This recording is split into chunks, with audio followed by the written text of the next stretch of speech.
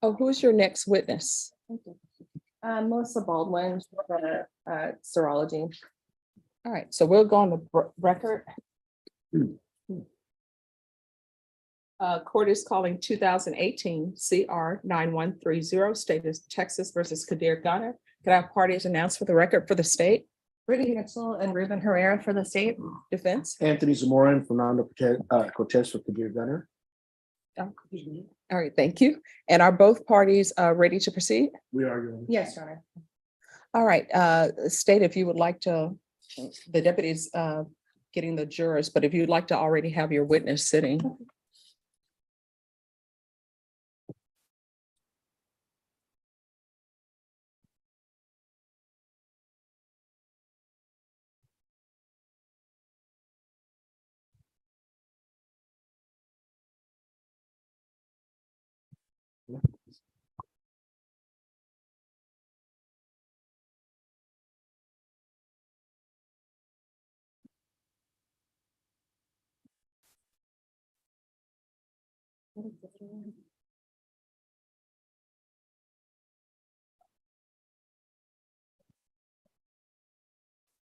Hey.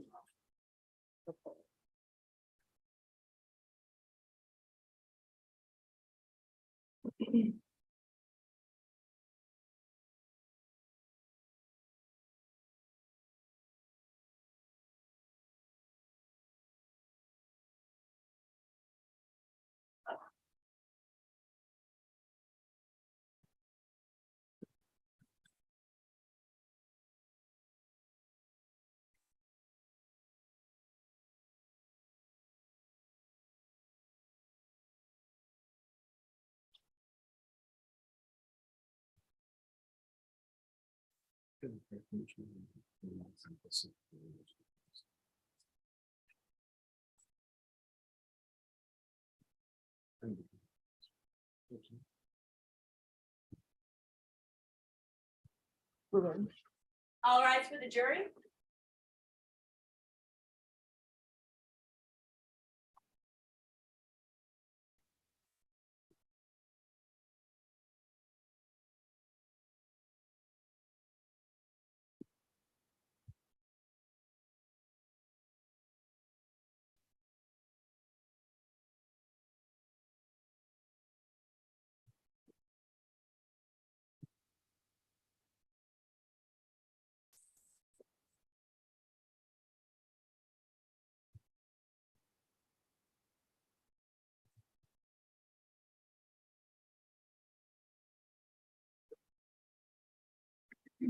All right. Seated.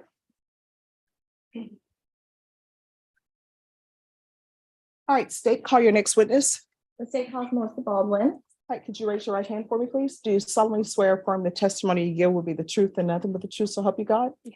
All right, if you could lower your hand, state your name for the record and please spell it. My name is Melissa Baldwin, MELYSSA BALDWIN. And Ms. Baldwin, how are you presently employed?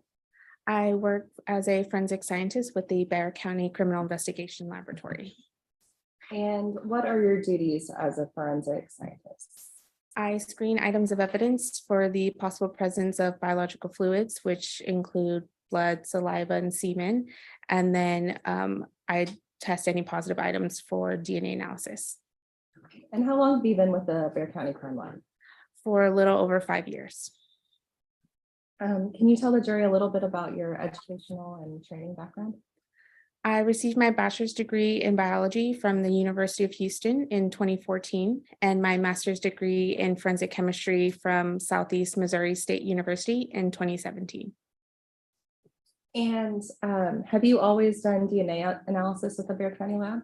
No, When did you start doing that? it was December of 2020. Okay. So in 2018, what were you doing with the lab then? I was a forensic scientist serologist, meaning that I only did these serological exams for testing for blood, saliva, and semen, for example. And can you explain to the jury what serology is?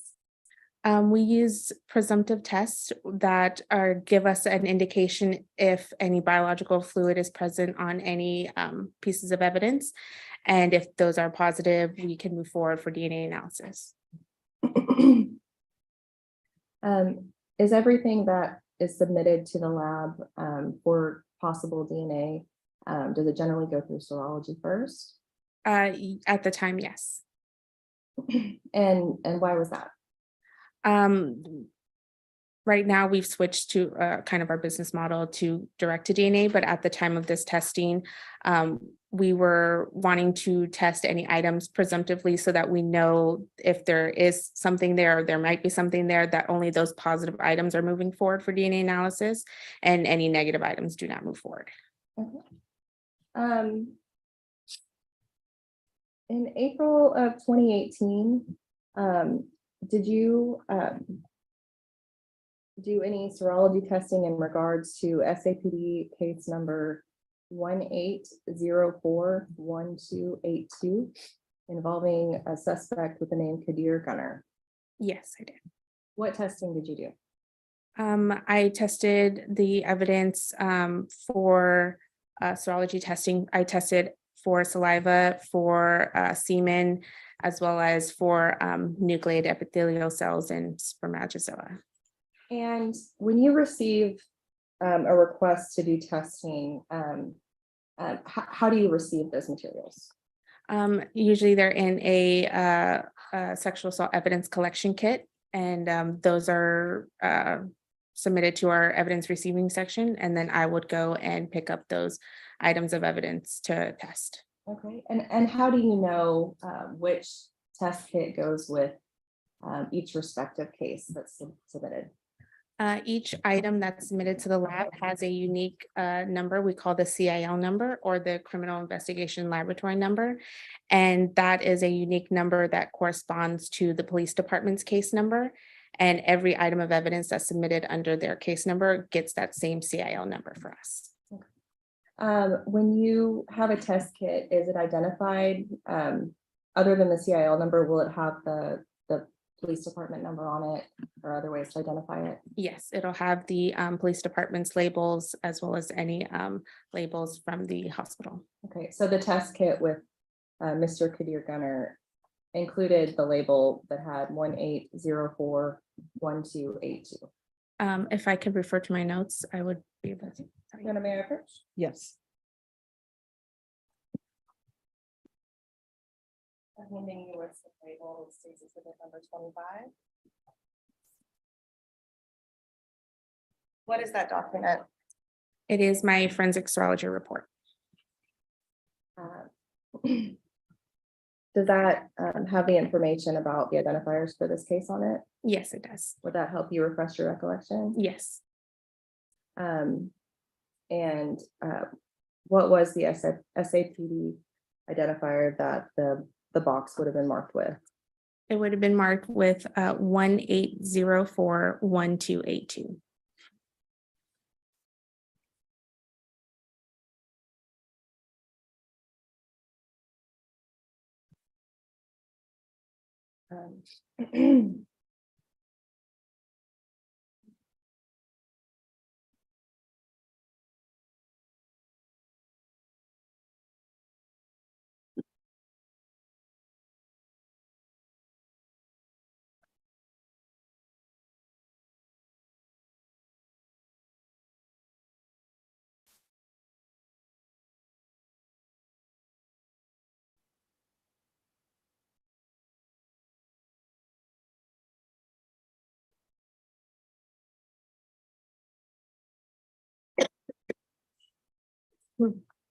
And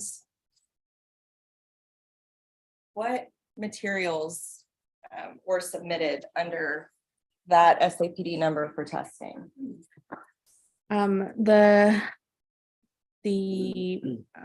evidence that was submitted that I tested would be the sexual assault kit evidence collection kit for Jayla Jennings, as well as a sexual assault evidence collection kit for Kadir Gunner.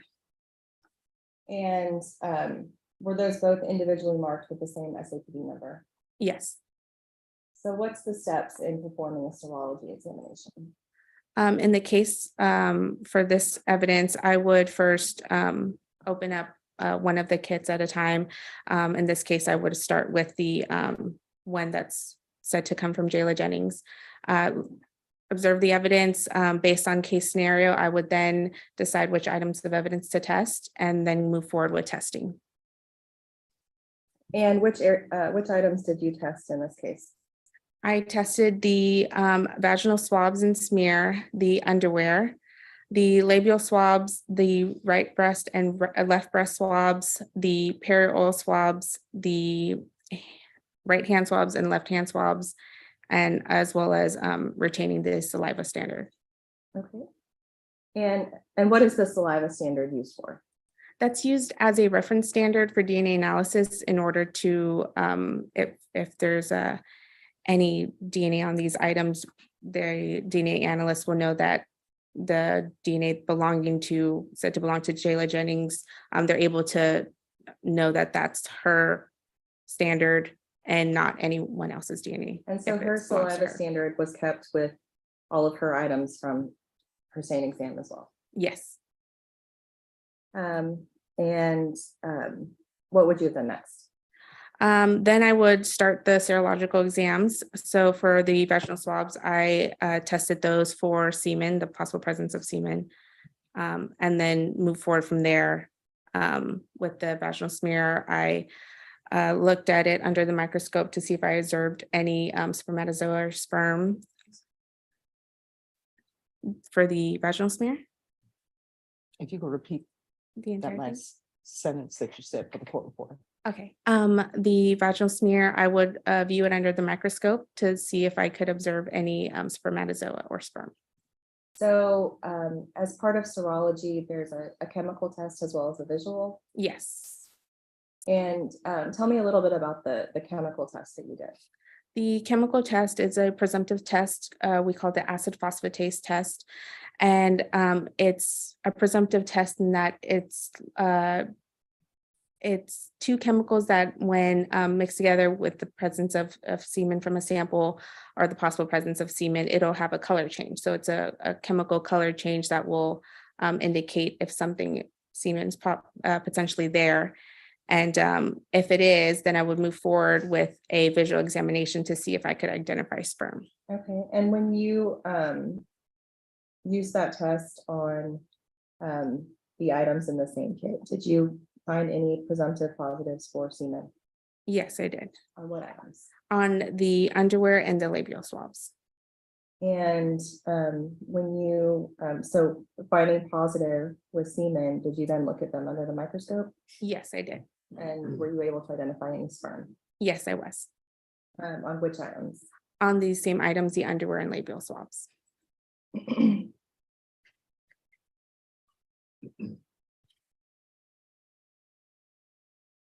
What would you have done next? With those two positive samples, I would retain or keep a small cutting from the underwear, and as well as the labial swabs, I would retain the tips of those.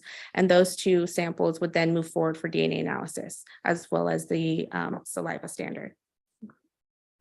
Was there any testing done to the labial swabs or the breast swabs?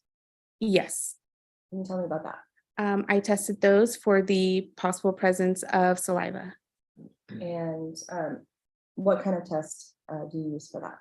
It's called a Fatabus test. It essentially is a tablet that when dissolved in water with the possible presence of saliva will turn the water blue. And if there's no color change, then that would mean the test is negative. Were you able to detect any saliva? Yes, I was. Where did you find saliva? I found the saliva was positive. The presumptive test of saliva was positive on the labial swabs and the left breast swabs.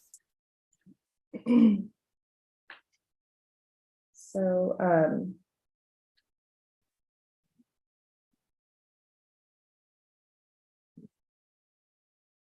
were there any other bodily fluids that you were detected on the items tested than what we discussed?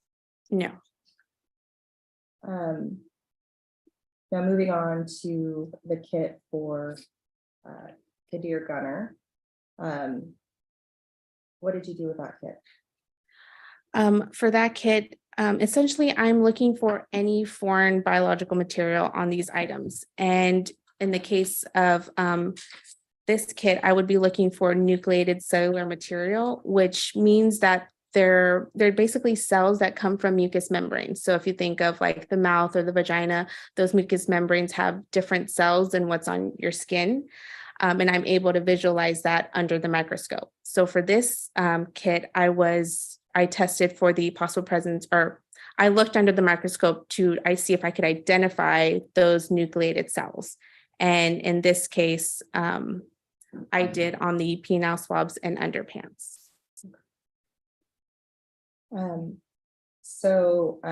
After you conducted those tests, well, let me ask you this. When was the report that you're looking at generated?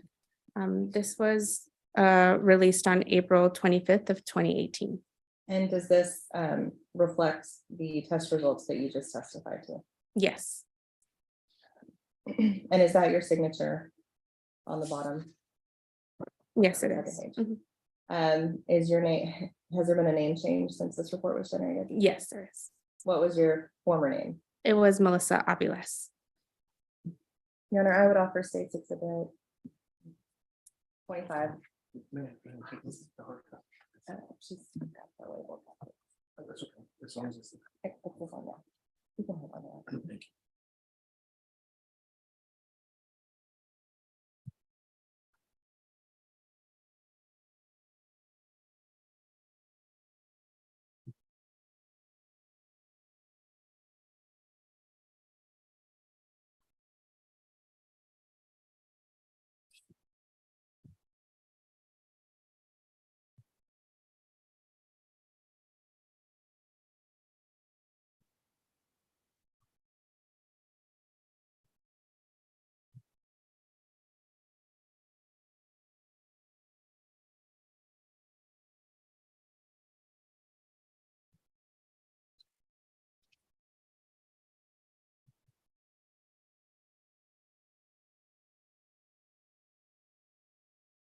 No objections, Your Honor. All right, State's Exhibit number 25 is admitted without objection.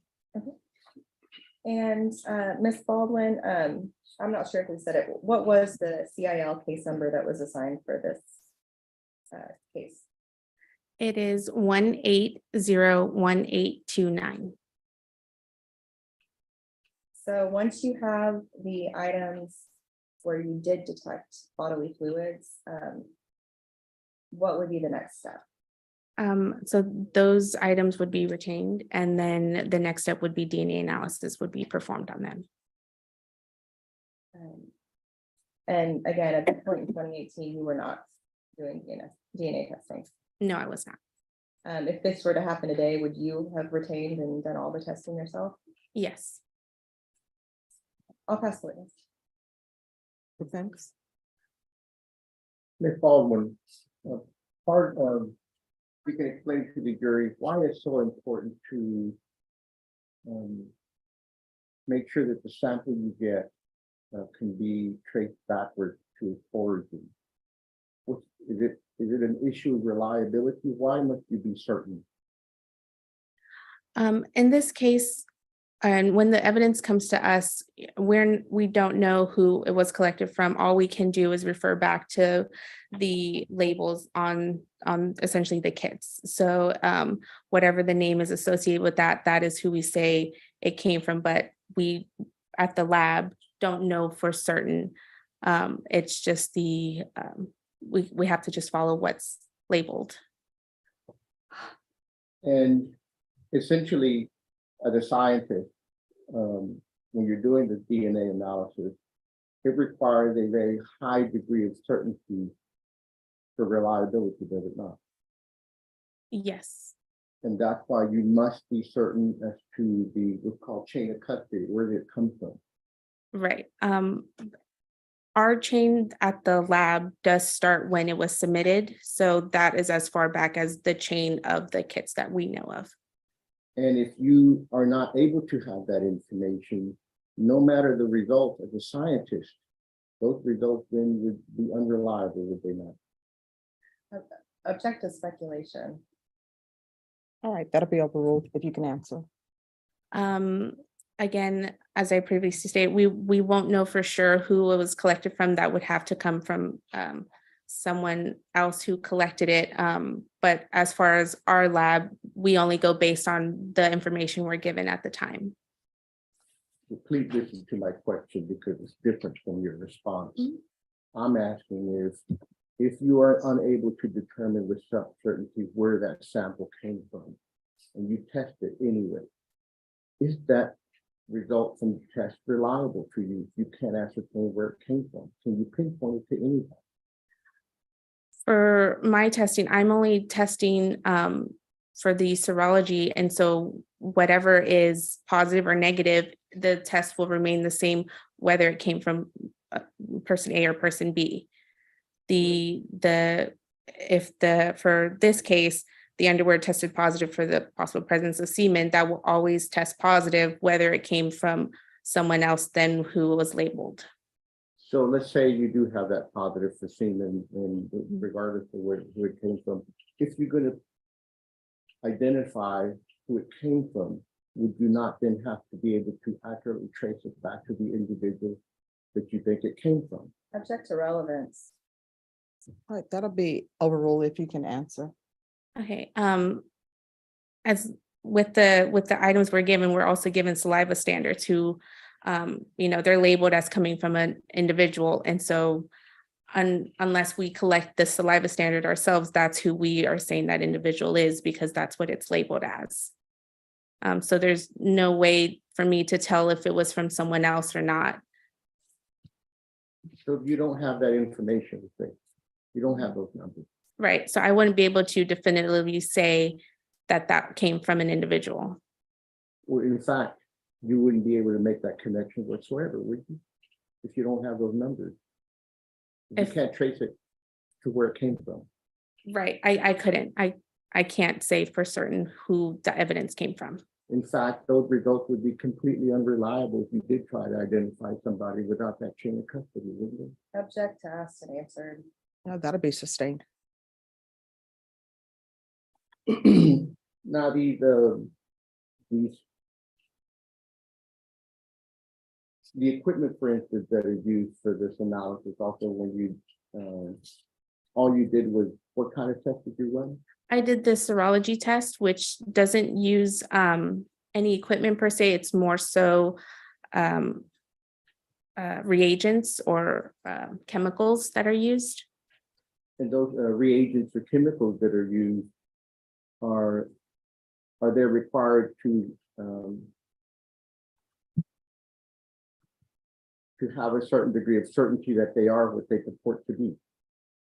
Yes, the tests that we utilized are presumptive tests, meaning that there are chances of false negatives or false positives. It's just giving us an indication or a way to say that there may be something here, but we won't know for sure until I do more definitive tests, such as looking under the microscope to identify visually spermatozoa or nucleated epithelial cells, or it moves forward for DNA analysis. And when you're using these reagents or you're looking under the microscope, you're simply relying on data and empirical data of the science. Right. So I'm relying on what I visualize at the time. Mm-hmm. And your visualization through a microscope is considered empirical data, is it not? I'm actually not sure the difference at hand. I can go and look it up and remind myself, but I can't remember off the top of my head. So what would you classify as a scientist, any scientist, particularly you, that is looking at something under the microscope? What is that classified? What is that observation called? It's not subjective observation, is it? No, for that, it is objective, meaning that it's either there or not there. So the spermatozoa, are they either there or not there? And I did visualize it in this case for those samples. So objectively, they were present. So when you make these scientific observations that to have a certain degree of reliability Mhm. also, right? Yes. And you don't base this observation on how you feel or what you think or how you, where you think it's, what the result should be. You don't use any form of emotion when you do this, not subjective in any way. No, it's not. Let's say, for instance, you get a data from somebody, you say, well, I hope it's him, I think it's him. That would play no part in your analysis and results, would it? No, it does not.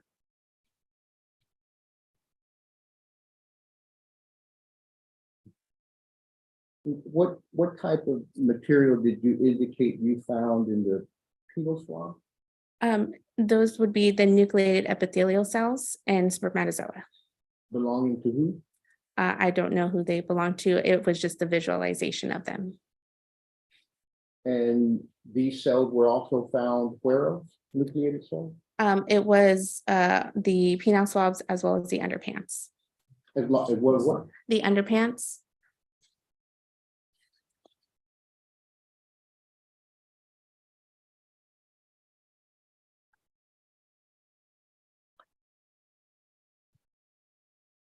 And what other, did you get a, did you have a vaginal swab also? Yes. And what did you find in the vaginal swab? The vaginal swab was negative for the possible presence of semen. So the vaginal swab, that would have been taken obviously from the vagina area, vaginal area, inside kind of. Right, I would assume so. I guess the same way you do like the mouth. I'm not sure how they collect the vaginal swabs, but I would assume it's from the vagina. And you certainly found those cells in the penile swab. No, I'm not able to identify where they came from, what mucous membrane it was, or could be from, just that I did identify them on the penile swabs. And what other swab did you look at? I looked at, I tested also the labial swabs, the right breast swabs, left breast swabs, perioral swabs, and the right hand swabs and left hand swabs. The labial swab you indicated, that would have been right outside the exterior vaginal area, right? Yes, I assume so. Did you find any sperm on that? Yes, I did.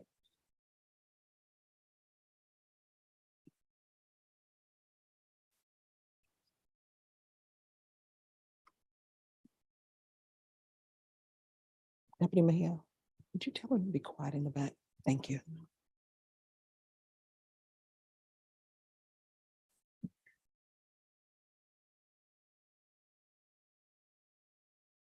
The fact that you didn't find any sperm in the vaginal swab, that would be consistent with the lack of penetration?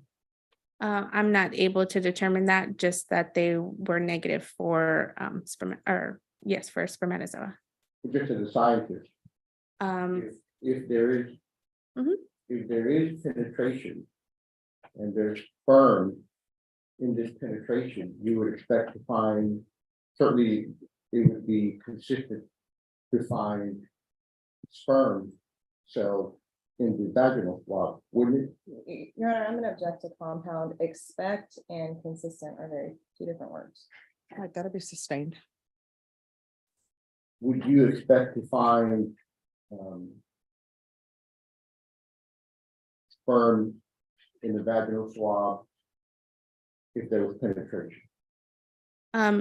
Not unless ejaculation occurred, as the sperm comes from the semen, which would be the ejaculation. So certainly it would be logical to have a reliable conclusion that if there is no sperm found inside the vagina, that could be consistent with that. There was no sperm in the vagina. No, there are different ways that sperm could not be present if ejaculation occurred. If, depending on how much time had elapsed between collection of evidence, or if the ejaculation did not, or the semen didn't contain sperm. If a person was vasectomized, that's also a possibility, or there's just a lot of different variables to say when or when not I would see sperm But you did find sperm. on the labial swabs. Well, anywhere you did find sperm. On any of the swabs, did you find sperm? Yes, So there was sperm. yes, You identified sperm. yes, But you found no sperm inside the vaginal area. That's Object correct. asked and answered. Right, that'll be overruled. You can answer the question. So now, Oh, you can answer the question. I'm sorry, can you repeat the last question? you found no sperm in the vaginal area, that's correct. That's correct. And that could be consistent with that there was no sperm in the vaginal area. Isn't that a logical conclusion? That could be consistent with that. Yes, It could be. yes. It's more highly likely that it is. Correct. Object Logic. speculation. All right, that'll be sustained.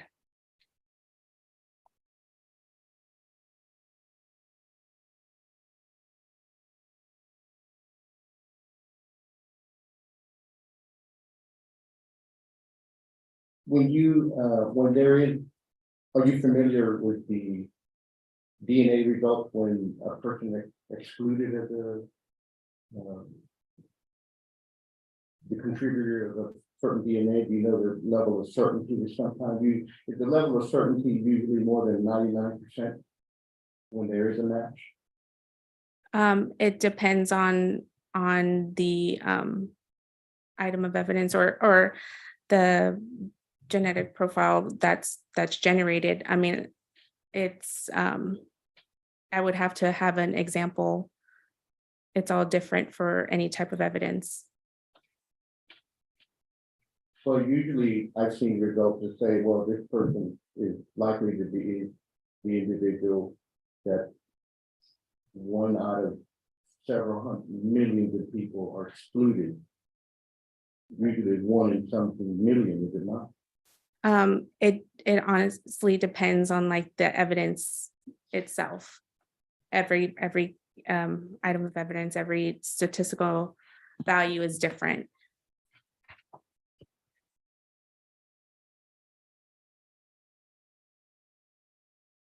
Can you also make a determination pretty accurately if there's a connection between relatives? DNA wise. Object to relevance. All right, that will be overruled. You can answer the question if you can answer it. As for relatives, yeah, yes, there could be some similarities depending on the level of relation. No further questions, yeah. Right, state. Ms. Baldwin, when the lab receives a SANE kit, is it sealed? Yes, it generally should be. And what happens if it's not sealed? If it's not sealed, then we would have to examine the evidence to see if the evidence inside of it has been compromised in any way. So in this case, there would be envelopes inside of this kit. And if those envelopes, the seal was broken or not sealed, we kind of have to do a visual examination of the evidence to determine if it's if anything's been compromised. And if that's the case, then we would have to I would have to get like further guidance from my supervisor on how to follow that. In this case, was it sealed when you received it? Yes, it was sealed. And so it arrived to you in the same condition that the same nurse would have sealed it up when they sent it over? I assume so. If I can't say for sure how the same nurse would have sealed it, but when it arrived to me, it was tape sealed. Okay, and it had the SAPD number on the, I guess, the outside of it. Yes. How many SANE kits on victims have you searched serology on? It would have to be either close to or over 1,000. And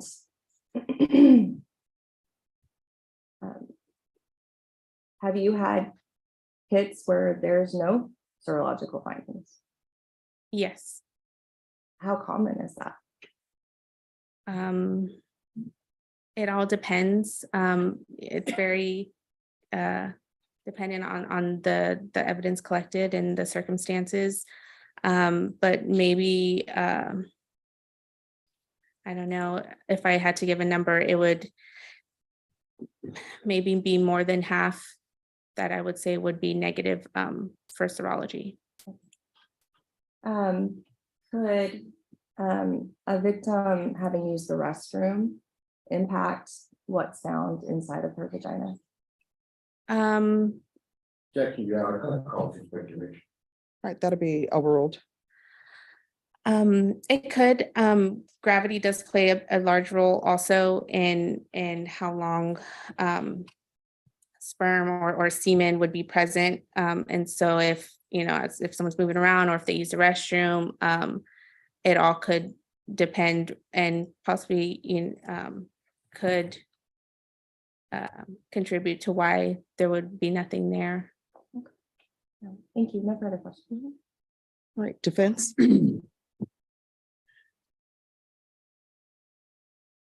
The state brought up the issue of what might create the absence of certain types of results, right, just right now. Yes, But at the same time, the absence of those results, like the sperm, could be because they weren't there. that's correct. Now, when you're looking at this material objectively, like when you do the reagents, the results are pretty clear to you, are they not? Yes, If they are not clear to you, you have a doubt. You would rely on that data. that's correct. You would agree that the level of certainty is quite great based on the results you're looking for or anticipate seeing. If you see them, the degree of certainty is great, is it not? Yes, if I see a color change or if I do visualize spermatozoa, it's positive presumptively for, in that case, semen for the color change. If there is no color change, then I would not move forward.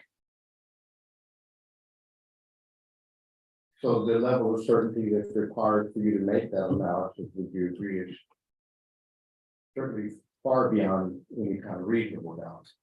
Certainty that you require for these results, right? Beyond a reasonable doubt, you have a level of certainty that's quite precise. Is that correct? I'm not sure if I understand your question in relation to the testing. Let me rephrase your point. The level of certainty that you have in the reagent examination, for instance, you see a color change, and it's quite clear to you. Yes, There's no doubt in your mind, is there? no, No doubt whatsoever. that there was a color change. Yes. No, That's an objective observation. yes, So the level of certainty that you require to make this determination is the level of certainty is far beyond reasonable doubt, isn't it? Yes, Objective if you know. to relevance. All right, you can answer the question if you know. I'm not sure how the reasonable doubt pertains, but when I see a color change, I will move forward, and that's objectively the thing, a color change that I saw. But I wouldn't have, even if I did have a doubt on the color change, it did occur. And so I would move forward because it is a positive result.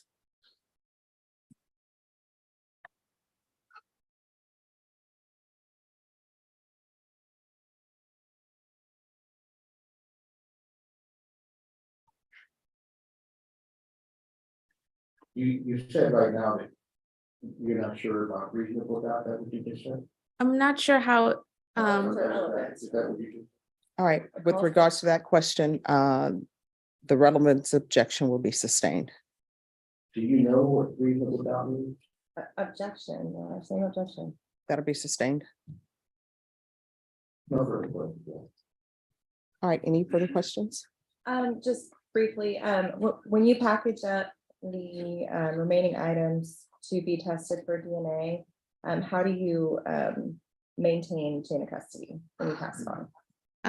those items will be packaged in plastic bags that have the CIL number, the item number, my date and initials, and those would be sealed. And in our chain of custody, I would create what we call children of the parent item. So for example, the underwear I have labeled as item 1-1. I would take a cutting for that. And that would be, or sorry, 1-2. And that cutting will be 1-2.1, and that will be what's moved forward for DNA analysis. And that's how we keep the chain intact. Thank you. No further questions. All right, any further questions? Just briefly, Ms. Baldwin, how many times have you testified for the prosecution like you're doing today? This would be my 4th or 5th time. Thank you. No further questions. Nothing further. All right, is this witness excused or subject to recall? Excuse me. All right, the rule has been invoked. What that means is you can't discuss your testimony with anyone. The only persons you're allowed to speak to are attorneys for the state or the defense. All right, thank you. All right, if you'll leave that with the court reporter. All right, state if you'll call your next witness. Your Honor, the state calls Jamie Pomicall.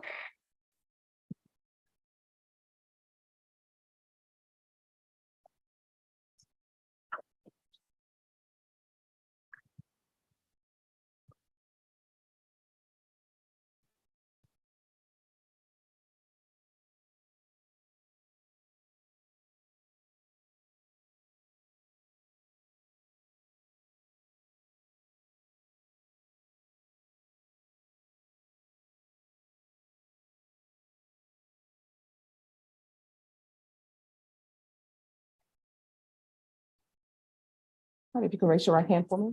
Do you solemnly swear affirm the testimony you give will be the truth and nothing but the truth, so help you God? Yes, ma'am. All right, you can lower your hand if you'll state your name for the record and spell it, please. My name is Jamie Pomicall, JAMIE POMYKAL. Ms. Pomicall, how are you presently employed?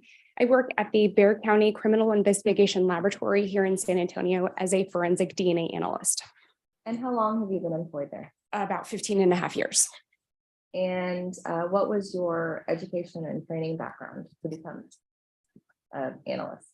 I have a bachelor's degree in biochemistry from Texas State University and a master of science in pharmacy with a concentration in forensic DNA and serology from the University of Florida. And have you in your years at the crime lab, how long have you been doing DNA testing? 14.5 to 15 years. So in 2018, you were doing DNA testing. Yes. Can you explain for the jury when you are given a request for our DNA testing, what items do you need to conduct your test? So typically the items that we conduct DNA on are the ones that were positive for a biological material during the screening process. So we also need buccal swabs, which are known standards from a person so that we can make comparisons.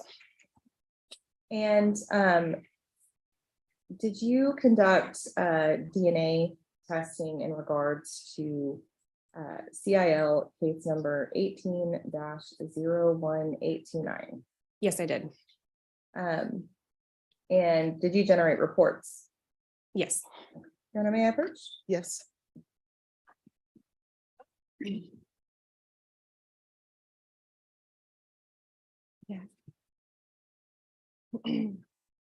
I hand you six exhibits 26 and 27? Are these your reports?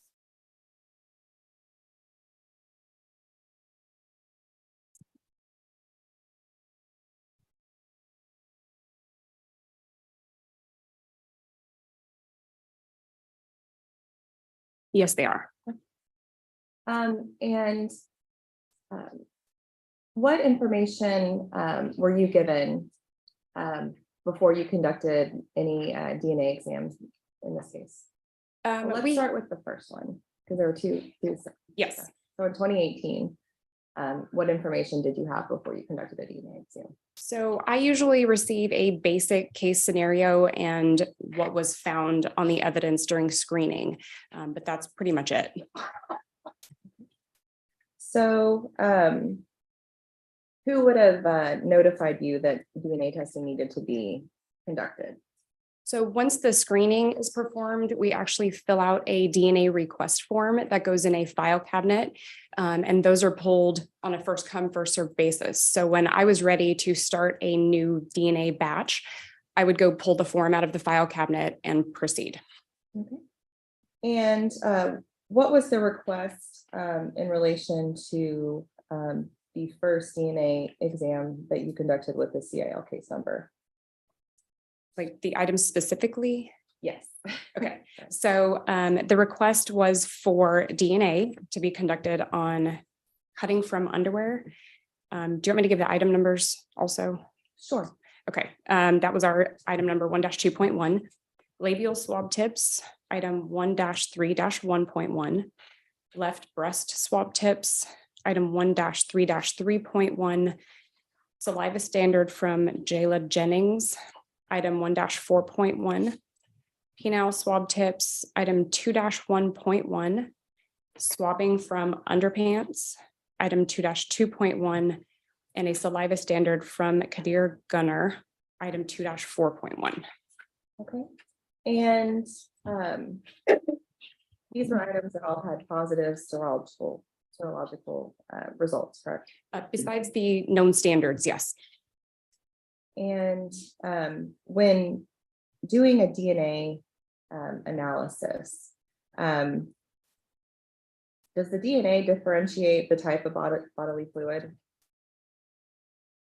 Or So based upon the procedure that we use, we can differentiate between sperm and other types of sources of DNA, but that's the only time we can do that. okay. Are they, is the testing for different fluids, or is it done any differently? Yes. So on the cutting from underwear.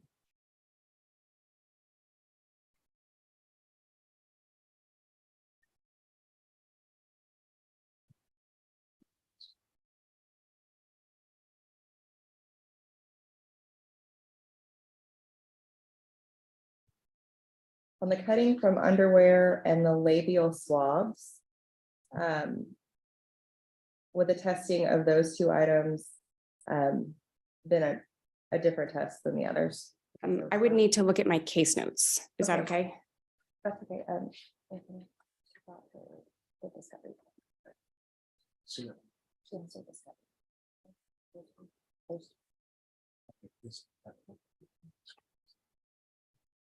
That's what's we discussed.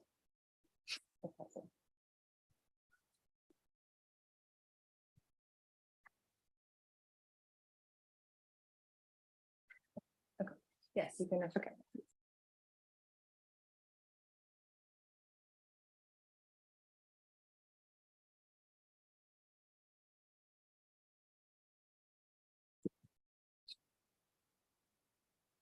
So the question was about the cutting from underwear item 1-2.1 and the labial swab tips 1-3.1. Yes. Yes, so those were both done. We call it a differential extraction, where we can separate out the sperm from everything else that's present. Okay. And why is that important? Typically, the sperm profile is what we're looking for on a female sexual assault case. Obviously, that's not always the case, but typically that's the case. So we want to separate out what we know to be foreign to her, which would be the sperm, from her own DNA. And can you tell me a little bit about what testing was done once the sperm was isolated? So once we isolate the sperm, and this applies to all samples, we break open the cells so that we can release the DNA. Once that's done, we separate the DNA from everything else that's within your cellular components. We quantitate it to see how much DNA is present, and then we will amplify it to make lots of copies of the different locations that we look at. Once we do that, we put it through a genetic analyzer, which will generate a profile for us to make comparisons to. Now you had two standards that were provided, correct? Yes, Were you able to make profiles on both of those standards? yes. When you ran the test on the sperm, which was located on the underwear and the labial swabs, were you able to compare that test to the standards that were provided? Yes. In regards to those two items, what results, if any, did you have? So the results that I had were that Kadir Gunner is not excluded as a source of the human DNA identified on the cutting from underwear and the labial swab tips. And can you explain a little bit to the jury of the term not excluded and why that term is used?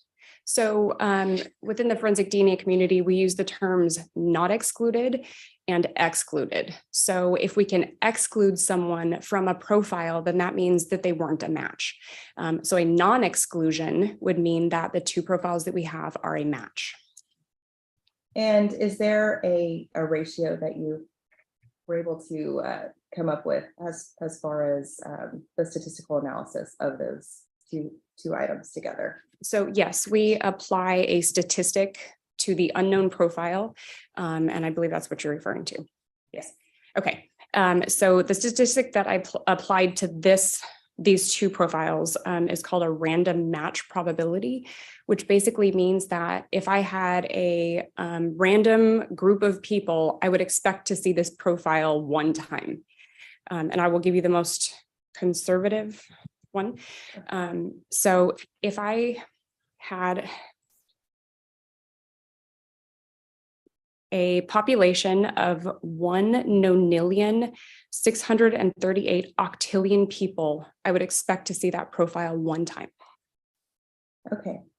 How many, for those of us who don't know large numbers, how many zeros are we talking about? We know 1,000, million, billion, trillion. Is it larger than that? Yes. There are 27 zeros at the end of this number. Okay. Are you aware what the population of the planet Earth is? 6 or 7 billion, I think. I'm not sure So- exactly. Well above that, Yes. to put it mildly. Yes.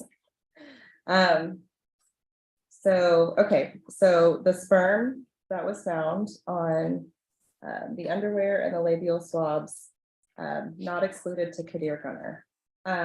What were the next items that you tested?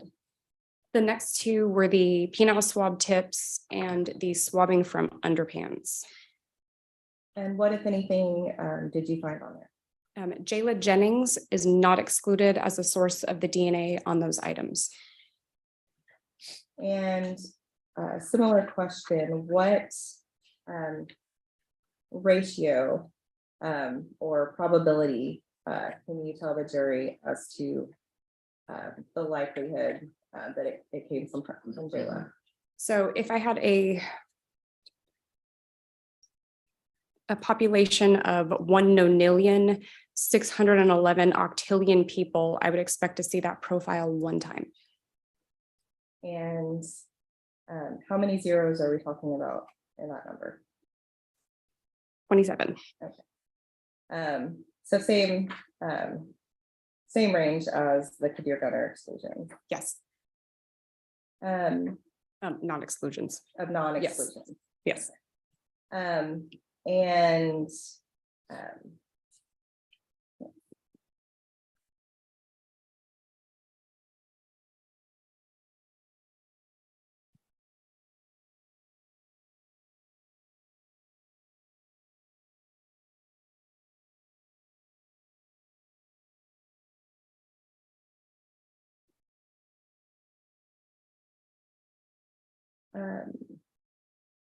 What was the next item that you tested?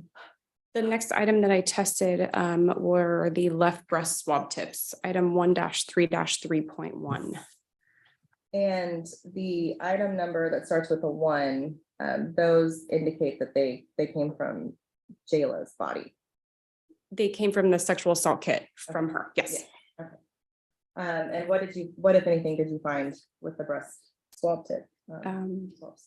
Kadir Gunner is not excluded as a source of the human DNA identified on the left breast swab tips.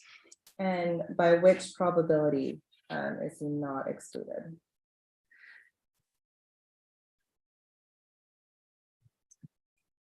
So if I had a population of 955 octillion, 110 septillion people, I would expect to see that profile one time. And again, that is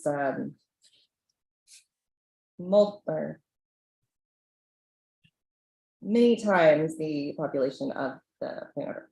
Yes.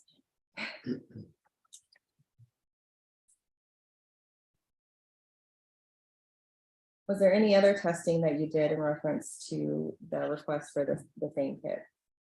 No.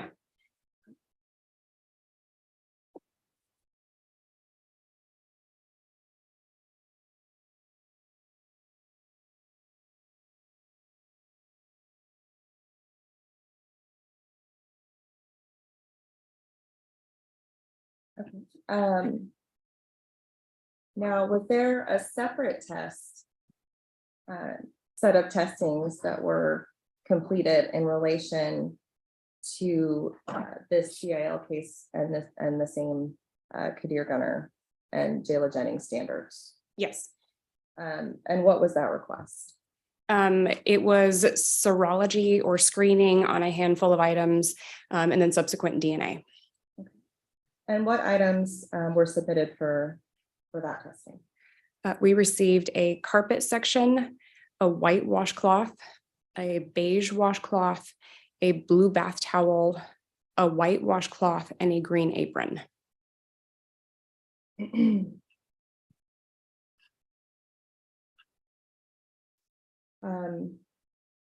Now, was there a separate serology exam done for these items?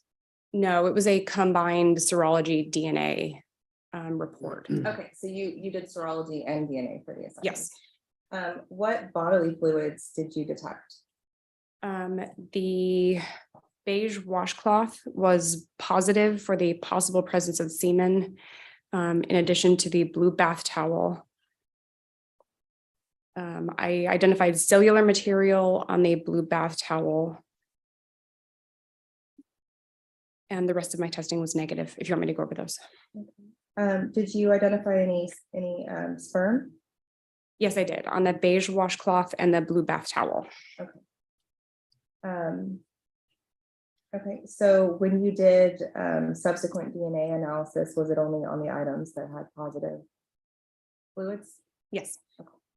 What was the first examination or comparison that you did? So the first comparison that I did was in reference to the beige washcloth, which was item 4-2. And Kadir Gunner was not excluded as a contributor of the human DNA on that item. And from the time of the first set of testings that you did to these testings, had the probability, the way your office looked at probability, had that changed at all?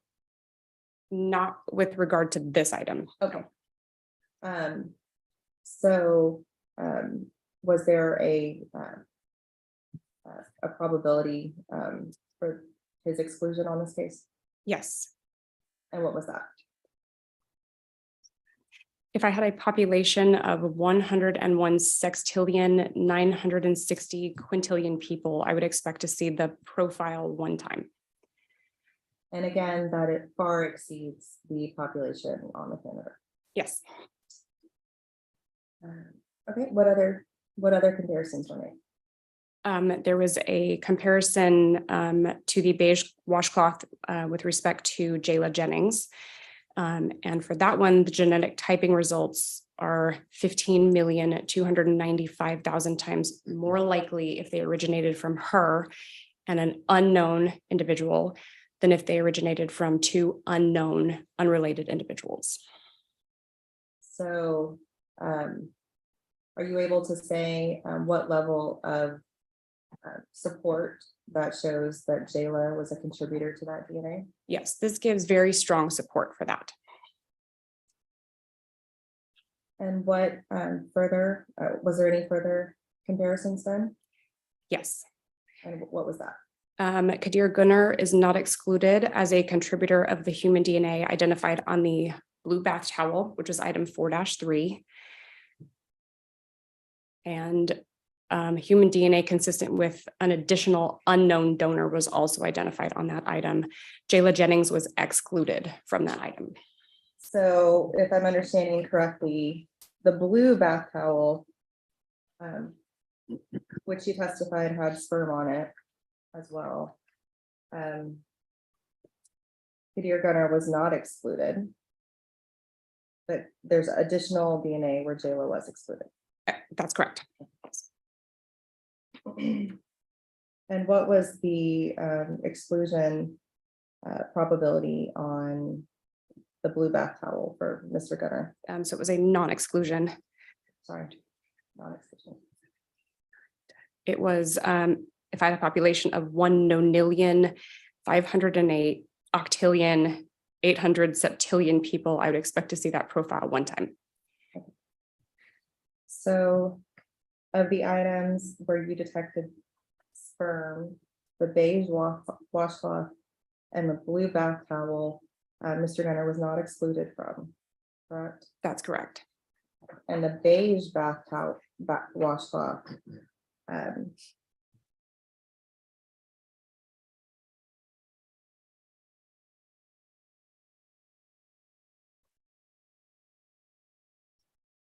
there was very strong support that it also contained DNA from Jayla Jennings. That's correct.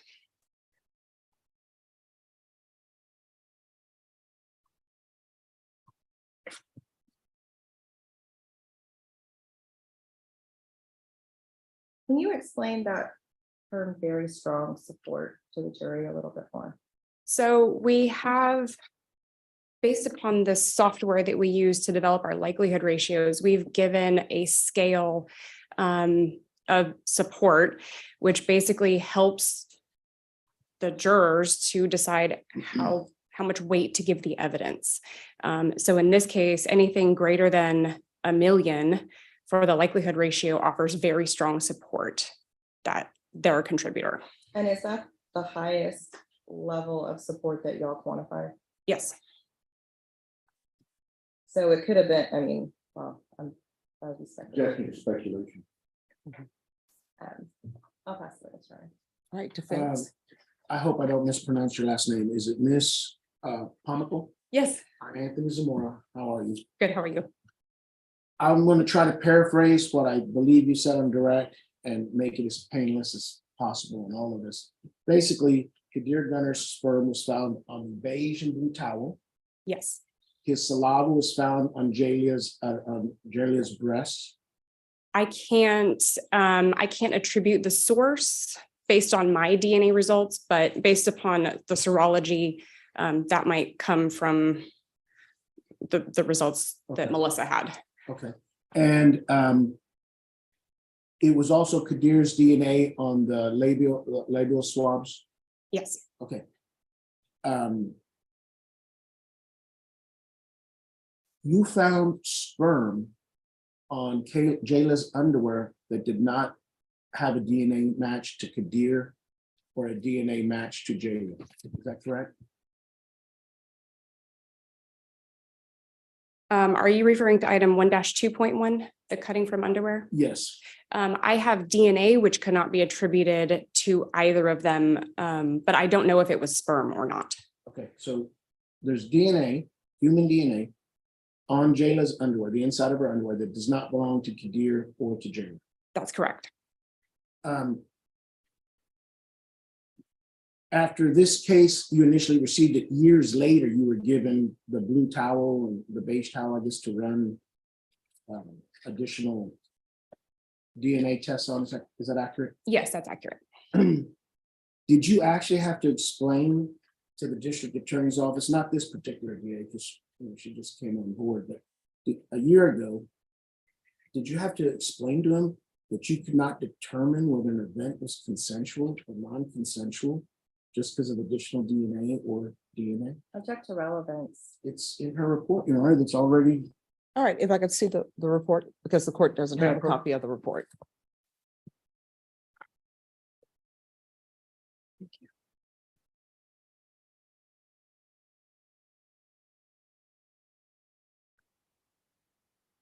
And I'm sorry, counsel, which part of the report are you? It's her response to email. It's the very last where she's responding to. All right, just give me one moment.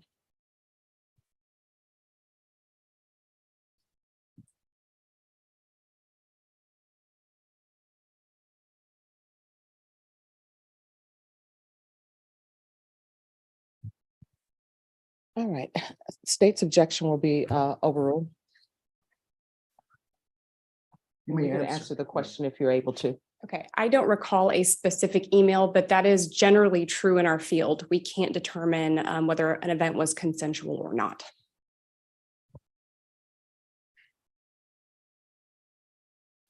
And did you have enough of a DNA sample on the underwear to compare? Would you have needed another, I guess, swab or source to compare that to? There was an insufficient quantity to make comparisons. So even if I had another standard from someone, I wouldn't have been able to determine if they were a contributor or not. Oh, were you able to tell that it was a male DNA? No, I don't know. You don't know.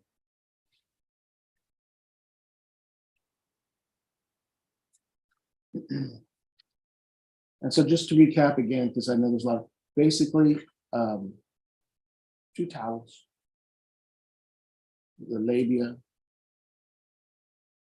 and the saliva on her breast. Match Kadir, And underwear, and the underwear. yes. So the saliva on the breast would indicate that he was sucking or licking her breast. I can't attribute a way that it got there.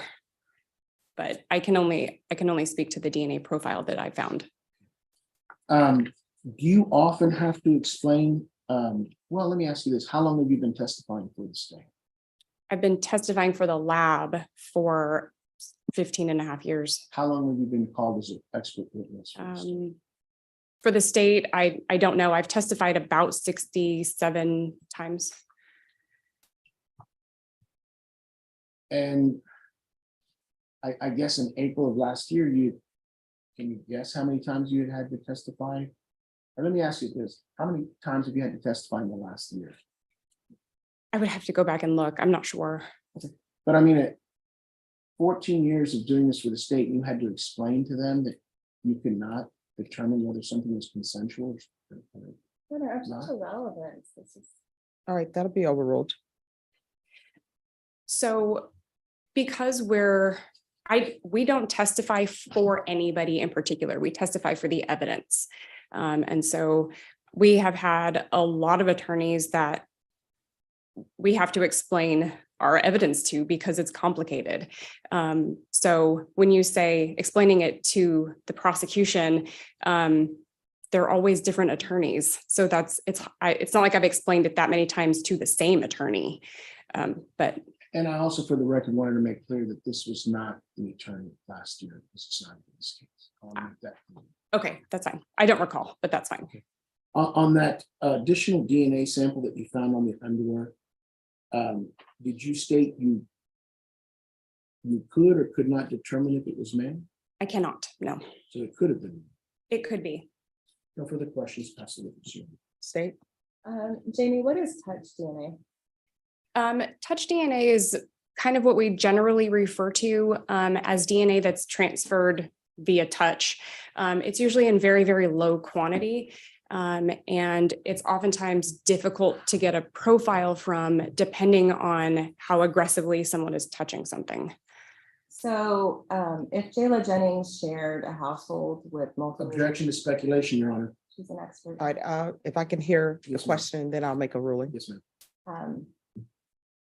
In your capacity as a DNA analyst, if you're looking at the medical from an underwear or an article of clothing from a household with where multiple females or males or individuals have access to it, would the fact that there is a small amount of DNA that could not be not large enough to create a sample, could that be consistent with it being touched by someone else in the house? I'll object to speculation, Your Honor. I'll object to compounded question. I'll object to leading. I'll object to relevance. All right, that'll be overruled. You can answer the question if you can answer it. So I would say that it would depend on a lot of different variables, and it wouldn't be unlikely, but it would depend. But touch DNA is, it is, like you said, it's often insufficient in quantity and difficult to make a profile from. Typically, yes. No further questions, John. Defense? So in response to that last question from the state, if a female had DNA samples on her hand, so and she touched herself, it could easily be transferred that way as well. Yes, that's correct. No further questions. All right, any other questions for you? All No further. right, is this witness excused or subject for recall? Excuse, Your Honor. All right, the rule has been invoked. What that means is you can't discuss your testimony with anyone. The only persons you're allowed to speak to are attorneys for the state of defense. And if you'll make sure you leave the exhibits with the court reporter. Okay. Thank you. Thank you. All right, state, call your next witness. Your Honor, at this time, the state rests. All right, ladies and gentlemen, I'm going to give you a recess. We'll be back. I'm going to give you 15 minutes. So we'll be back at 11. Remember the court's instruction. Do not internally start deliberating about this case. Do not deliberate amongst yourself. Make sure your badges are visibly displayed if you're going to be walking around in case someone wants to mention anything about this case. Do not do any investigation. Everything that you need to know about this case will come from inside the courtroom. And if you see anything or anyone starts speaking about it, ignore it.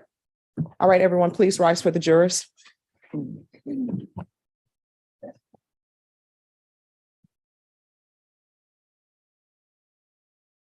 Oh, how long did you give us? Oh, till 11, but just give me one moment before you do that.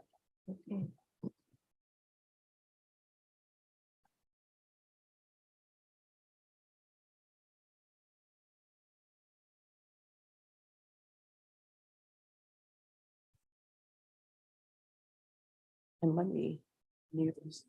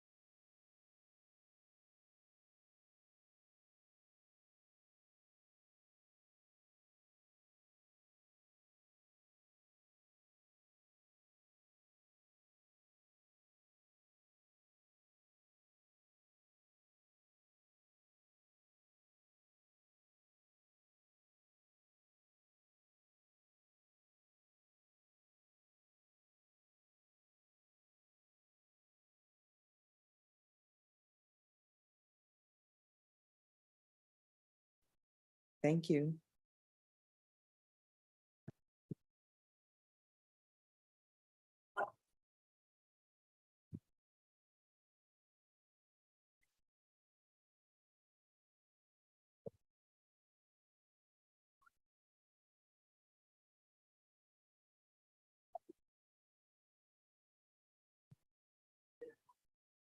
Okay, sounds like they're outside. They're ready for lunch, you know where lunch?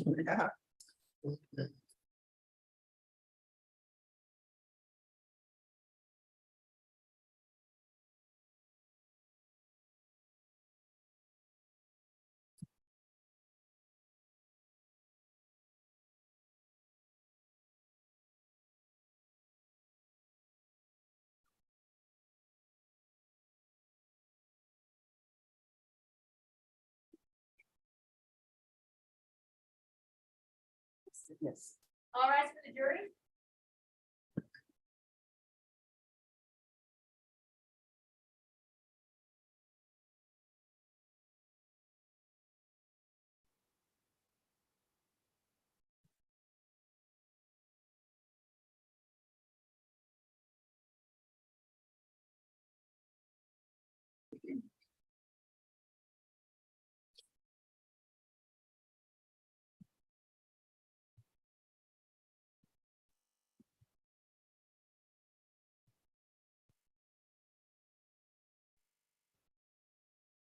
All right, everyone, please be seated. All right, where we left off, the state has rested defense. Would you like to present opening statements? No, Judge. All right, defense, call your witness. Judge, at this time, we, and I'm sorry, Ibram, I'm gonna give it we call Ibram Dinabutun. All right, could you, Dinibutun. all right, could you raise your right hand for me, please? Do you solemnly swear or affirm the testimony you give will be the truth and nothing but the truth, so help you God? I do. All right, you can lower your hand. If you could state your name for the record and spell it, please. My name is Ibrahim Dinibutun, spelled Ibrahim, and last name Dinibutun. All right, defense. Do you remember approximately 5 years ago, an event that occurred at the Mediterranean Grill on 410, and I believe it's Valley High? Yes, this is why I'm here. How did you come about to being at that geographic location that day? I was on my way to an appointment. On my way to my appointment, that restaurant was on my way. So I wanted to stop by and see Kadir for a paperwork that he had with me that he needed to sign. And so it was a professional relationship is how you know Kadir? Correct. And the paperwork was mortgage, lease, what was this? A mortgage, refinance, modification type of thing. And when you first arrived at the restaurant, you'd been there before? Yes, Okay. Did you walk in? yes, Was the door locked? no. When you walked in, what did you observe? After opening the door and stepping into the restaurant, I saw Kadir and another lady coming towards the door. Both of them were walking towards the door? Yes, Okay. What happened next? just a few seconds. I think I said hello or something of that nature, and then I asked him if he will sign the paperwork, Kadir, and then he Let said me yes. interrupt. Ibram. Move the microphone a little bit closer to you. Yes. Is it on? Yeah, okay. Okay. Okay. Did you sit down to speak with Kadir? Yes, I did. Did anyone else sit down with you? I sit down with a lady that was coming towards the door, when I entered. Can you describe her physically? She was a young African-American Okay. lady. And did all of you sit at the table, the same table? At one point, Did you order anything? I had gotten a tea, Turkish tea. Who did you get the tea from? I don't remember if I went and helped myself or I asked the lady to get the tea, but I remember I sit down and drank a tea. But at that point, I can't remember if I had asked her to bring me a tea or I went and Okay. Did you ask her to sit down with you? I did. You know, I just said have a seat. You know, at a couple moments or moment or so later. You know. Did And she so- sit with you? Yes. Who was everyone sitting at this table? I was myself. The lady sit down across from me at the booth, and Kadir came and gone. You know, there was. I can't remember what was going on, but he was in and out of the store Okay. for that second. You know, a Did few. he end up sitting down with you also? Yeah, he ended up sitting with me a little bit. Do you remember if anybody else had tea or anything to drink? I don't remember Okay. if anybody else had tea. Do you remember how long everyone was sitting at the table? I can't remember exactly how long, but probably somewhere maybe 5 minutes total. There was conversation back and forth with me and Kadir, and maybe like a few minutes, maybe 5, 6, 8. I can't remember, but somewhere around there. It wasn't like a minute. It wasn't like 15 minutes. You know, it was a Let me short. ask you this, did you finish your tea? I don't remember. Okay. I'm sorry. What was this young lady doing while she was sitting at the table with you? She was on her phone and texting, you know, and I don't know what she was texting, but she was texting And constantly. how did she appear to you? She appeared a little nervous. You know, it wasn't comfortable very much, like just nervous. She wasn't like a regular, I should say, you know. But she sit down, you know. I had, you know, just have a seat and she sit down. So you would But she was a describe little as bit nervous. Nervous? Yeah.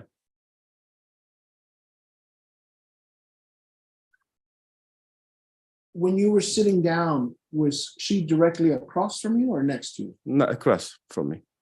And was Kadir sitting next to her? No, I don't remember if he was sitting next to me or her. I don't remember, but most likely he will sit next to me. Okay. But I can't 100% remember. Well, I guess what I'm trying to get at, was anybody blocking this young lady from leaving the table? I don't think so at that moment.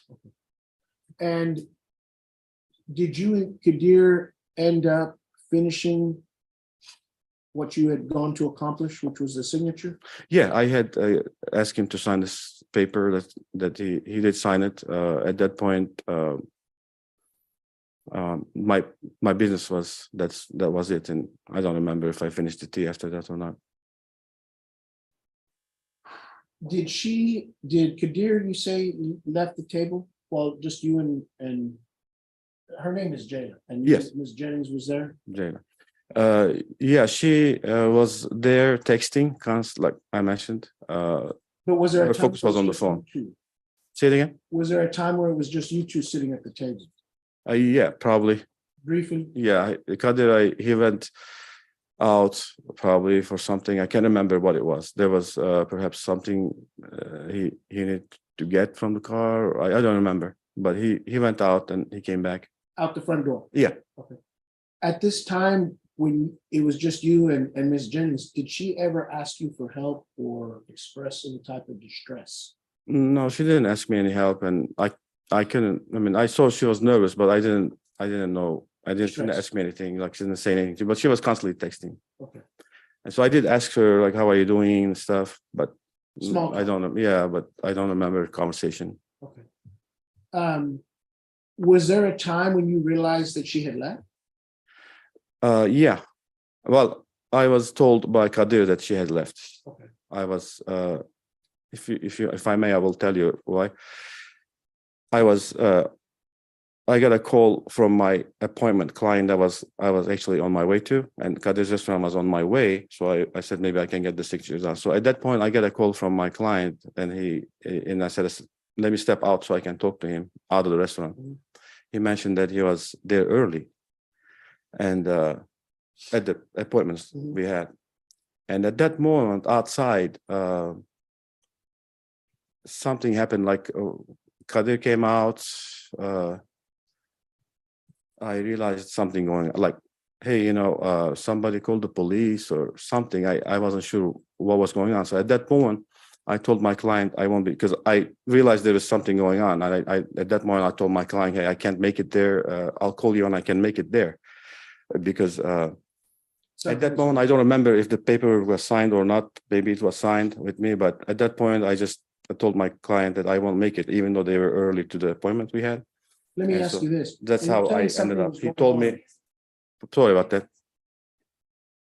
Yes. When you say something was going on, you were already outside? Yeah, so I was outside on the phone and Did Kadir came someone out. approach yelling? Yes, Kadir, I'm sorry to Wait, stop. Okay. So, court reporter, I know sometimes we go back and forth, but the court reporter, to make it easy on her, there needs to be one person at a time. yes, ma'am. So if you could wait for the question Yes, ma'am. and then you can respond, Okay. and then if you wait for the answer, then ask. And Abram, that's what I was gonna say. I have to ask the question. first. Yes. Someone came up to the restaurant yelling while you were out front? Yes. Okay.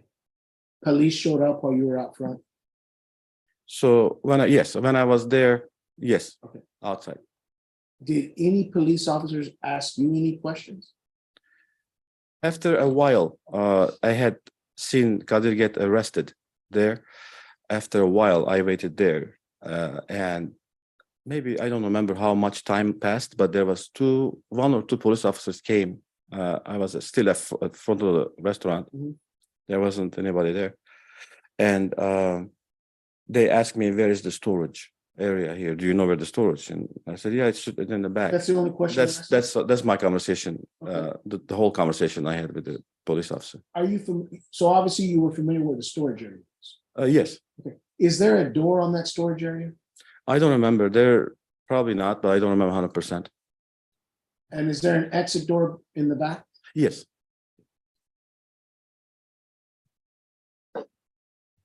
I think that's all I have for you. Right.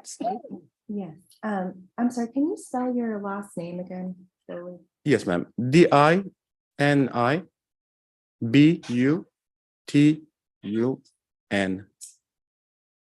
Was given a business card. Thank you. You're welcome. So, you're a realtor? Yes. So, when you had an appointment with a client, it was, in relation to property? Yes. And what was your, business, arrangement that you had with Kadir that day? He was supposed to sign a paperwork for me to send to his mortgage company. It's a mortgage paperwork. But, It was for modification of a loan. was he, you mentioned refinance, was it a refinance? It was a modification. I apologize for interrupting. Uh, Modification, mortgage Okay, modification. a modification of an Modification. existing mortgage? Yes, ma'am. Okay. And I can explain you what it means. No, it's Okay. irrelevant. Yeah. I don't need any further. Okay.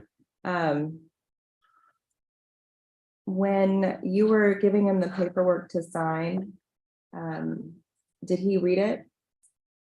Not the whole thing. I just explained him what it was. I believe he signed it after I explained to him. Okay. Did he ever indicate to you that he wasn't able to read it? I don't remember if he told me that at that moment. Okay. And I'm assuming the paperwork was in English. Yes, ma'am. How long have you known the defendant? Since somewhere around 2011 or 2012. How long have you been his realtor? I had met him around that time, and then since then I have been his realtor. Okay, so I believe there, how many restaurants did you help the defendant acquire? One, One, was it the one? the we're very talking first about one today? that we met, not the one that. Okay, so place too. there was a restaurant before this one? Yes, ma'am. The very first restaurant is the one that I helped him, and after that he had acquired that restaurant, the one that's closed now, and then. But the very first one is the one, and after that I haven't helped him, even though I didn't have time at the time. Okay. But you maintained a friendship with him? Yes, we kept in touch. You said when you would go over there, sometimes you would help yourself to the tea? Yes, So is it safe to say that you felt comfortable at the Yes. restaurant? How often did you go to the restaurant?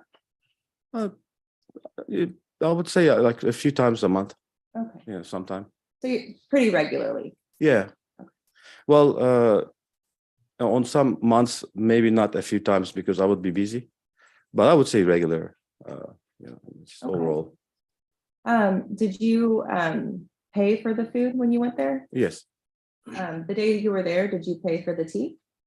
I don't think we had any chance to talk about whether or not the tea was paid for. I don't remember that.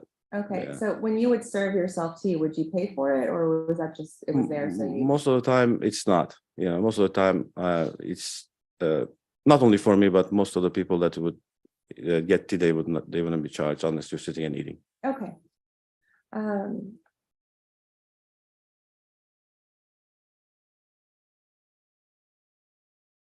As far as I know. When you went in there, and you had your tea, which table were you sitting at? I will explain. So you walk into that restaurant, and there is booth on the left side of the restaurant when you're facing the restaurant from the front. Okay. On the left, and the very first booth, I believe. Okay. Is there a circular booth at some point in the restaurant? I don't remember. Okay. So when you first came down and sat down, where was Kadir? He was walking towards the door when I first. Excuse me. Can you repeat again? I don't know if I was saying the same. When you Yeah. first, I'm sorry. When you first sat down at the table, Yeah. where was Kadir? He was standing. Okay. And where was the girl that you were? Also standing But where were they standing? towards the booth, that front of the booth, like between the door and that booth. Okay, so towards the front. Yeah. And how close were they standing?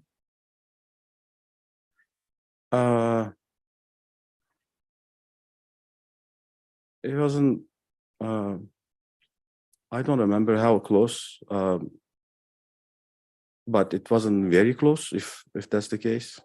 Were they like arm's length from you? More or less, yeah. I was like, Okay. yeah. Were they arm's length For from sure. each other? Yeah, Okay, so it was pretty close. yeah. We were Okay. out of so- length also. So did the girl sit down before Kadir? I believe so. Even though I'll tell you, I can't remember 100% the activities that happened at that particular moment. I do remember I sat down first, and possibly the lady sat down. So I had invited her to have I asked her to have a seat. Actually, that's how I think she sat down. And so I don't remember if Kadir came right after that, or had he already been sitting. I Okay. can't remember. Because it would make sense if Kadir sat down before her, he would probably sit across from you, right? Objection is speculation. I can't remember, ma'am. All right. I'm So, sorry. when, I'm Okay. sorry, Yes, ma'am. when Your Honor. either side objects, just stop speaking until I make my ruling. Okay. That objection will be sustained. Okay, I'll rephrase. When you would meet with Kadir, just the two of you, and you were sharing a booth, was it the practice that you would still sit next to each other, or would you both take up separate sides of the booth? I don't. We don't have a particular. Like sometimes he would sit next to me, depending on the situation. Sometimes across. It's really. It's not as certain that he will always do this or he will always do that in terms of sitting. It's both ways. I would say half and half. Times. And do you speak Turkish? I do. Would you and Kadir commonly speak Turkish together? Yes. Were you speaking Turkish in front of the girl that day? Probably, yeah. I would probably, I mean, not long conversation, but I'm sure I said, "How are you" in Turkish, instead of English. I may have said, Okay. And how old are you? "I'm 58 years old." How old is Kadir? I believe he's 55 or so, 54 or 55 right now. Were you aware that it was this girl's first day at work? I wasn't aware at that time, first day of the work, no, when I first met. Had you ever seen her before? No, Um,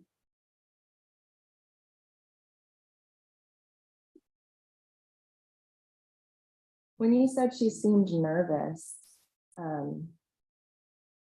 what specifically did you observe that told you she was nervous? her constantly on the phone texting, and she seemed like, I wasn't sure if she's gonna go out or she's gonna stay inside. It just looked like not for certain, like So what, she was texting and she was looking around. yeah, something like that, I would say.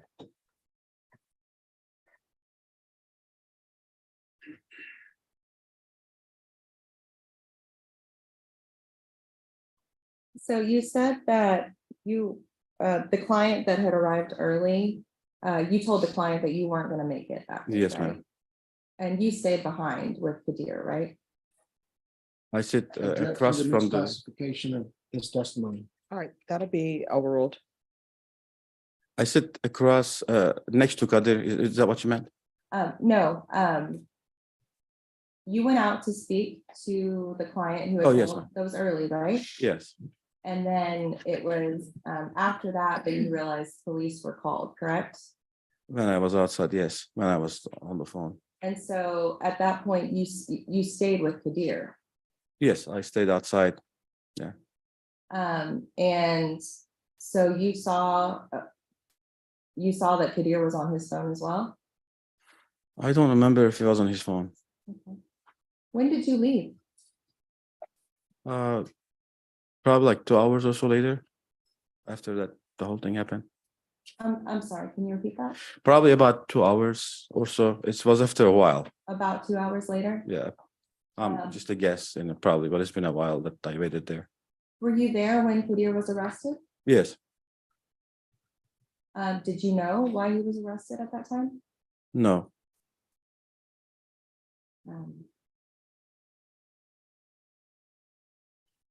Did you have any idea why he was arrested? Objection to speculation. Your Honor. Sustained. Had anyone said, had Kadir indicated to you why he was being arrested? no.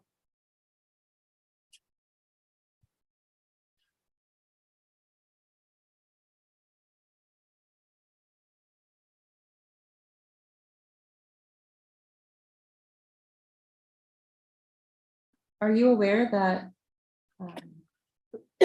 Kadir and that girl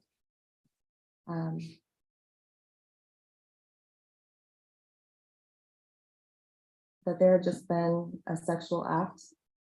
I am aware now. Yes, I When have, did you learn that? ma'am. When did you learn that?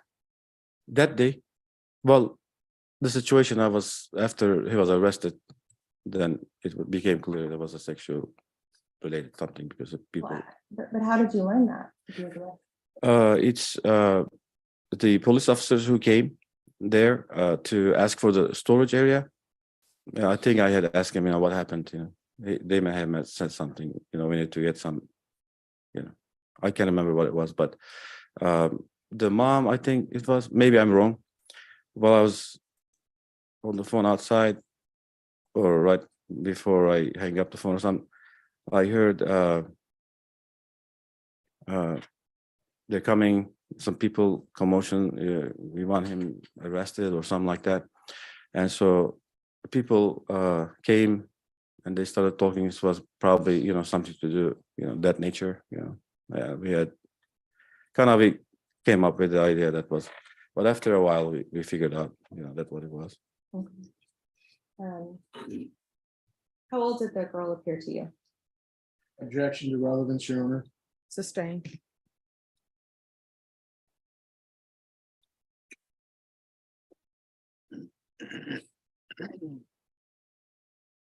I'm gonna show you what's marked as States Exhibit number 20.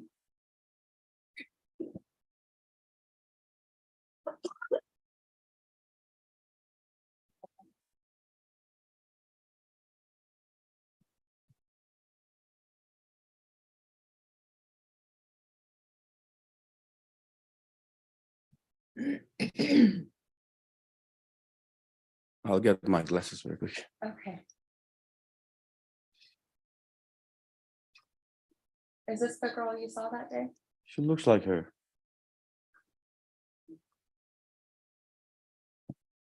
But I remember she had a different kind of braids, I think. She had different braids in her hair? If I'm not, that was the thing that I remember more. She was African and she had braids. Looks like her.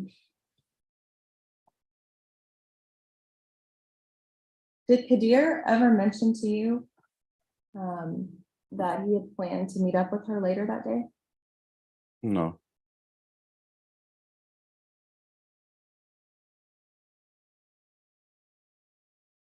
Did he tell you that the sexual act had happened in the restaurant? I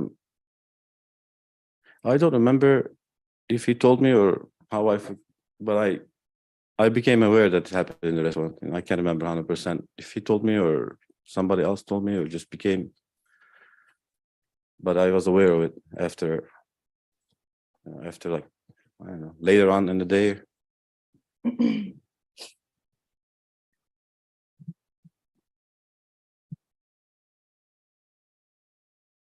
Were you aware that she was only 18 years old? Objection, Your Honor, to speculation.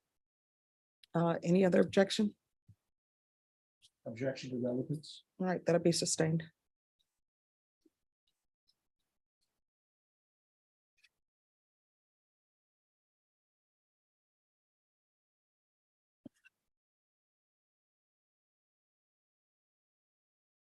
I'll pass it. All right, defense. Ibram, just a couple of quick things. Were you aware that even after you spoke to the police that your name was never written down on any police report? Objection, lack of personal knowledge. All right, that'll be sustained. Did the police ever ask your name? I don't remember. I don't think so, though. I don't remember. When you first saw Ms. Jennings, did anything on her clothing or personal appearance look out of place? I didn't notice. I didn't notice. On Kadir, did he look disheveled? Did he look normal?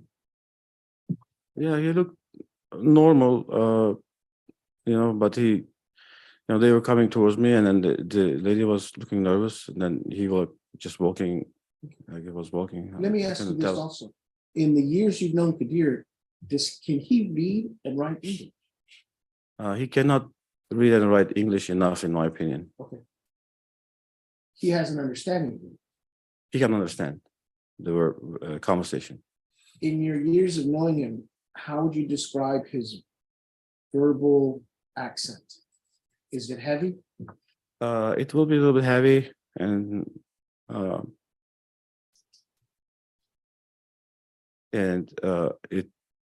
it's not very clear. Yeah. Are there times in your experience with him when he's asked a question in English that he does not answer it directly?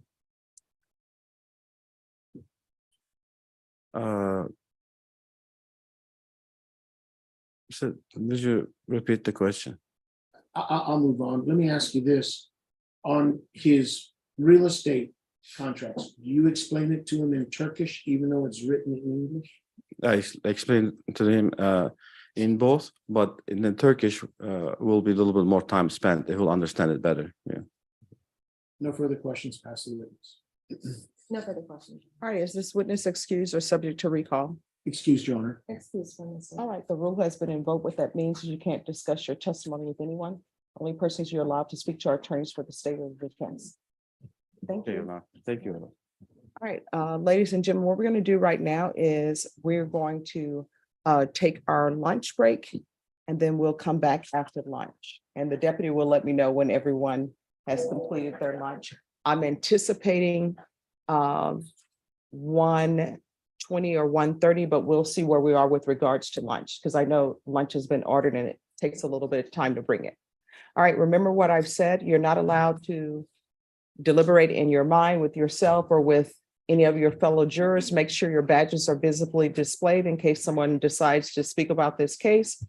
Do not pay any attention to anything that you may see if this happens to appear on any type of social media or news. Do not do your own investigation. Everything that you need to know about this case has come from inside.